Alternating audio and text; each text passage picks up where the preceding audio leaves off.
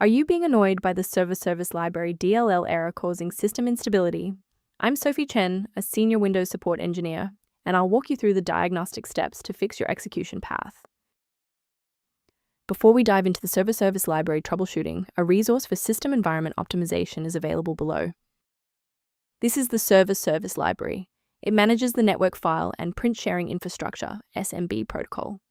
It handles the sharing of local resources over a LAN.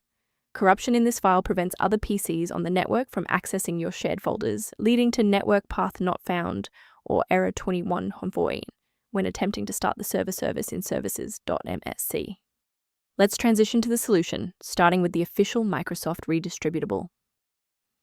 Srvsvc is a fundamental part of the Windows execution layer. To fix it, launch command prompt as an administrator and run sfc/scan now to perform a diagnostic scan and repair of all protected system resources.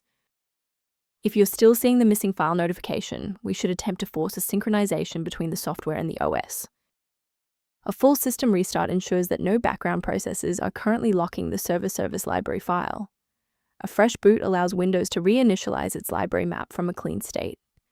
Take a second to bookmark this page, or hit the like button before restarting.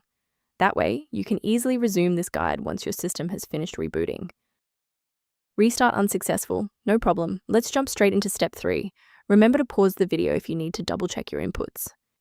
Because the reboot didn't resolve the integrity issue, we need to force Windows to rebuild its master file copies.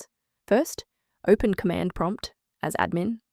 Second, you're going to type dism space /online space /cleanup dash image space /restore health, then hit enter. Why are we doing this? Well, bypasses local file errors by pulling a certified master copy of the system image to replace files that SFC is unable to repair. Beyond the repair, maintaining a secure workstation requires avoiding a few common technical mistakes. Remember that manual replacement of Service Library DLL is highly risky.